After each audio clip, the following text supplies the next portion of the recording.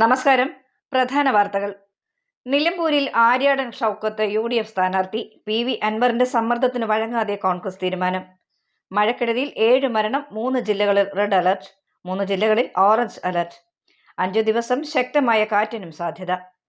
കൊച്ചി കപ്പലപകടം വെല്ലുവിളിയായി കനത്ത മഴയും കാറ്റും. എണ്ണപ്പാട നീക്കൽ കഠിനം. തീരസേനയുടെ സമുദ്ര പ്രഹരി കപ്പൽ കൂടി മേഖലയിലേക്ക്.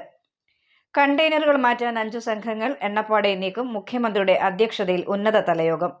കൊച്ചി കപ്പലപകടം. നഷ്ടം 1000 കോടി. MSC എൽസ 3യിൽ ഏകദേശം 600 കോടിയിലേറെ മൂല്യമുള്ള ചരക്കുകൾ ഉണ്ടായിരുന്നതായി സൂചന. തിരുവനന്തപുരം കാലവർഷം 108.68 കോടിയുടെ കൃഷിനാശം. പെൻഷൻ വാർഷിക മസ്റ്ററിംഗ് ജൂൺ 25 മുതൽ കഴിഞ്ഞ ഡിസംബർ 31 വരെ. സാമൂഹിക സുരക്ഷാ ക്ഷേമനിധി ബോർഡ് പെൻഷൻ അനുവദിച്ച ഗുണഭോക്താക്കൾ ജൂൺ 25-നും ഓഗസ്റ്റ് 24-നും മധ്യേ വാർഷിക മസ്റ്ററിംഗ് നടത്തണം. +1 അപേക്ഷാ തിരുത്തലിന് നാളെ വരെ അവസരം.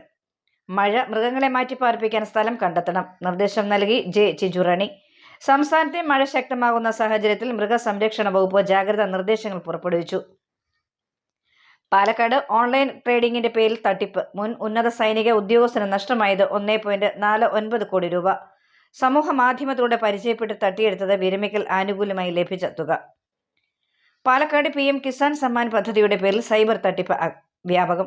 സമൂഹ മാധ്യമങ്ങളിലൂടെ ലഭിക്കുന്ന ഇത്തരം സന്ദേശങ്ങളും APK ഫയലും തുറക്കരുതെന്ന് സൈബർ പോലീസ്. പാലക്കാട് ഇടുത്തി പോലെ മഴ. 27 വീടുകൾ തകർന്നു. റോഡുകളിൽ വെള്ളം കയറി. പലയിടത്തും ഗതാഗതം തടസ്സപ്പെട്ടു. ജെറുസലേം അഭയകേന്ദ്രമായ സ്കൂളിൽ ഇസ്രയേൽ ബോംബിംഗ്. 36 മരണം.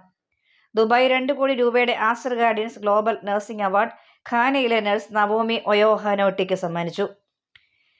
ചരക്കുമായി കുതിക്കാൻ 9000 HP ശേഷിയുള്ള ട്രെയിൻ എഞ്ചിൻ ഗുജറാത്തിലെ ദാഹോദിൽ പ്രധാനമന്ത്രി നരേന്ദ്രമോദി ഫ്ളാഗ് ഓഫ് ചെയ്തു.